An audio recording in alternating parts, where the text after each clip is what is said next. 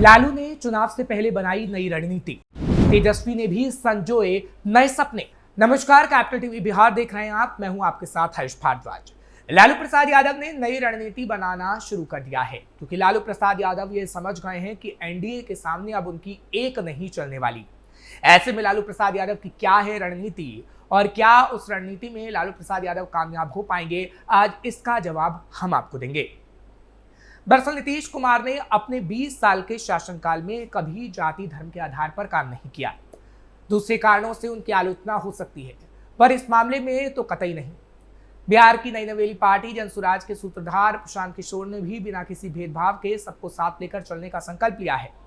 पर तेजस्वी यादव के नेतृत्व वाला आरजेडी शुरू से लेकर आज तक जातीय जकड़न से बाहर नहीं आया। तेजस्वी के पिता और आरजेडी के राष्ट्रीय अध्यक्ष लालू प्रसाद यादव ने सामाजिक न्याय के नाम पर जो जातीय गोलबंदी की, वो बाद में मुसलमान यादव यानी MY समीकरण में बदल गई। लालू यादव को भरोसा था कि यादवों की 14 और मुसलमानों की 17% आबादी पर उनकी पकड़ मजबूत हो गई तो सत्ता से बाहर जाने की नौबत कभी नहीं आएगी। उनका अनुमान 15 साल तक सही भी निकला। यादव मुस्लिम गठजोड़ की बदौलत लालू यादव और उनकी पत्नी राबड़ी देवी बिहार की सत्ता पर 15 साल तक काबिज रहे। 2005 में नीतीश कुमार के उभार के बाद आरजेडी से मुसलमान दूर होने लगा। नीतीश ने अपनी तरकीबों से लालू के सामाजिक न्याय के किले को भी ध्वस्त कर दिया। नीतीश तब से लेकर अब तक बिहार के सीएम बने हुए हैं। नीतीश ने भले अभी तक अपनी सियासी रणनीति को अक्षुण्ण रखा है, लेकिन आरजेडी की रणनीति बदलती रही है। लालू की सहमति से आरजेडी कमान संभालने वाले तेजस्वी को अब भी लगता है कि उनके पिता ने जातीय समीकरण बिठाकर शासन किया तो सत्ता तक पहुंचने का आधार यही हो सकता है। वो कभी MY तो कभी A to Z जैसे जातीय समीकरण की बात करते हैं ताकि जीत हासिल कर सके। 2020 के विधानसभा चुनाव में जिस तरीके से तेजस्वी उत्साहित थे, अब उन्हें लग रहा है कि सत्ता में वो वापस आ सकते हैं। इसके लिए तरह तरह के नए जाति समीकरण गढ़ने में लालू और तेजस्वी लगे हुए हैं। लालू से गुरु मंत्र लेकर तेजस्वी यादव कुशवाहा राजपूत समीकरण बनाने में लग गए। एनडीए को कमजोर किए बगैर कामयाबी नहीं। आरजेडी को अब लगने लगा है कि साल 2020 में आरजेडी ने अगर 23.11% वोटों का बंदोबस्त कर लिया होता तो इस बार उसे और 7 से 8% वोटों की ही जरूरत पड़ेगी। सत्तासीन होने के लिए कम से कम 30% वोटों का बंदोबस्त तो होना ही चाहिए, क्योंकि वक्फ कानून और दूसरे मुद्दों पर मुसलमान की एनडीए से नाराजगी और यादवों का तेजस्वी पर बढ़े भरोसे के कारण उन्हें उम्मीद है कि इस बार MY के 31% वोट तो पक्का मिलेंगे। अगर पिछली बार की तरह किसी कारणवश ये वोट पूरे नहीं मिले तो 7 से 8% अतिरिक्त वोटों का बंदोबस्त करना होगा, और ये तभी संभव होगा जब महागठबंधन किसी तरह एनडीए वोट बैंक में सेंधमारी कर ले।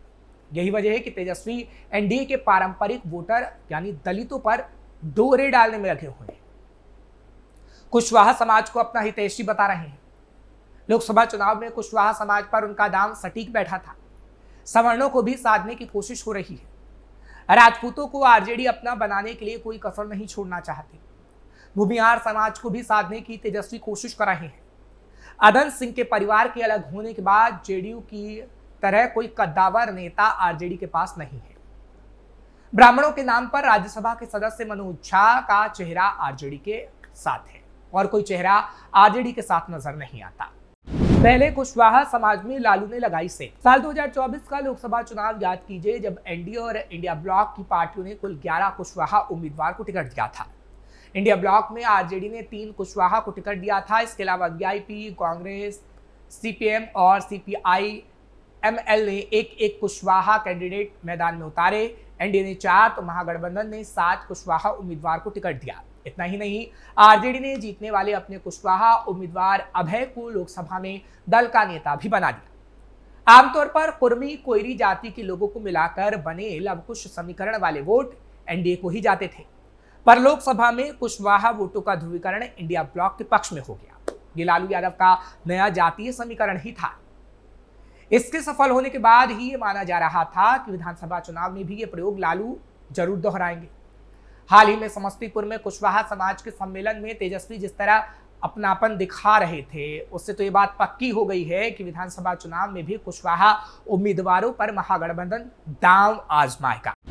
नीतीश के लवकुश समीकरण में है कुशवाहा। 1994 में कोयरी कुर्मी समाज के लोगों ने लवकुश समीकरण बनाया था। तब से लेकर पिछले विधानसभा चुनाव तक लवकुश समीकरण वाले वोट नीतीश को मिलते रहे हैं। नीतीश एनडीए में रहे या महागठबंधन में, दोनों जातियों के वोट उन्हें मिलते रहे। लोकसभा चुनाव पहला मौका था जब कुशवाहा वोटरों ने एनडीए से मुंह मोड़ा। उपेंद्र कुशवाहा जैसे एनडीए के बड़े नेता को हार का सामना करना पड़ा। हालांकि उपेंद्र की हार का कारण दूसरा माना गया, उसी का परिणाम कुशवाहा वोटरों की नाराजगी से जोड़कर देखा गया।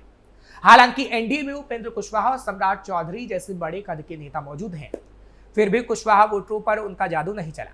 इस बार ये देखना दिलचस्प होगा कि उपेंद्र सम्राट की जोड़ी कोई कमाल कर पाती है या नहीं, या फिर महागठबंधन का ही सिक्का कुशवाहा वोटरों पर चलेगा।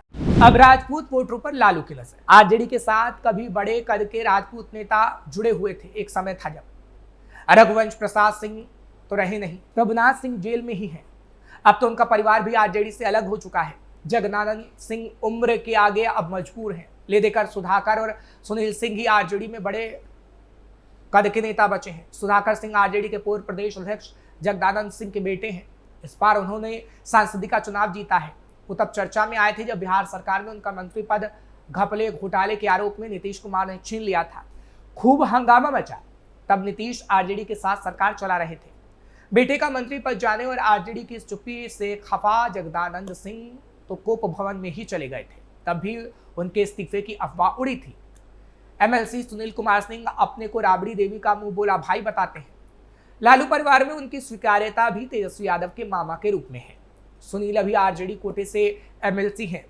नीतीश कुमार की मिमिक्री करने की वजह से उनकी सदस्यता भी कुछ दिनों के लिए रद्द रही थी। सुप्रीम कोर्ट ने उनकी सदस्यता बहाल कराई थी।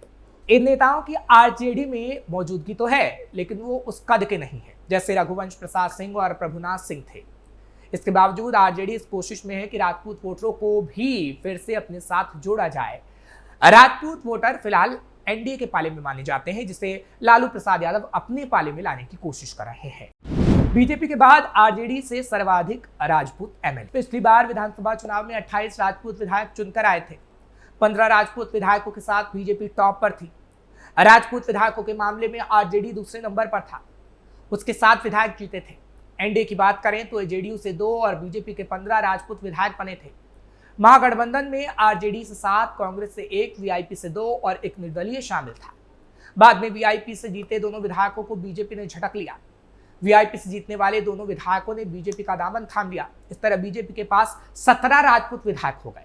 तेजस्वी ने राजपूत समाज को ऐसे लुभाया। हाल ही में सारण जिले में वीर कुंवर सिंह की पुण्यतिथि पर भी एक एनजीओ के कार्यक्रम में तेजस्वी यादव पहुंचे। वहां 80 फीट ऊंची वीर कुंवर सिंह की प्रतिमा लगाने की बात उठी। तेजस्वी यादव ने मौके का फायदा उठाते हुए कहा कि आप आशीर्वाद दें, हमारी सरकार बनी तो हम वीर कुंवर सिंह का घोड़ा ही 80 फीट का बनवा देंगे। इस पर खूब तालियां बजी। वहीं राणा प्रताप की जयंती भी आरजेडी नेता ने दूसरे दलों की तरह मनाई और ये राजपूतों को साधने का आरजेडी का नया प्रयास माना गया। हालांकि अब देखना होगा कि पैंतरा तेजस्वी के लिए कितना काम आता है या फिर एनडीए के आगे तेजस्वी के सारे पैंतरे फेल हो जाते हैं, क्योंकि हम देख रहे हैं कि जिस तरीके से एनडीए बिहार के अंदर मौजूद है, तेजस्वी के सारे समीकरण फेल हो रहे हैं। हालांकि राजपूत वोटर हो या फिर कुशवाहा वोटर हो, उसको साधने का प्रयास लालू प्रसाद यादव जरूर कर रहे हैं, क्योंकि लालू प्रसाद यादव राजनीति में माहिर है और तेजस्वी यादव कहीं ना कहीं लालू प्रसाद यादव से ये सीख रहे हैं कि कैसे जाति को साध कर सरकार बनाने की कोशिश की जा सकती है। और तेजस्वी यादव भी वही कर रहे हैं। जिस तरीके से कुशवाहा और राजपूत वोटरों को साधने की कोशिश की जा रही है, वो तो यही दिखाता है। लेकिन क्या आगे आने वाले समय में तेजस्वी यादव की ये राजनीति काम आ पाएगी और तेजस्वी यादव जो सपना देख रहे हैं वो सपना पूरा हो पाएगा? फिलहाल ये तो वक्त ही बता पाएगा। लेकिन यह खबर आपको कैसी लगी कमेंट सेक्शन में जरूर बताएं। खबर को लाइक शेयर करें। कैपिटल टीवी को सब्सक्राइब करना मत भूलिएगा।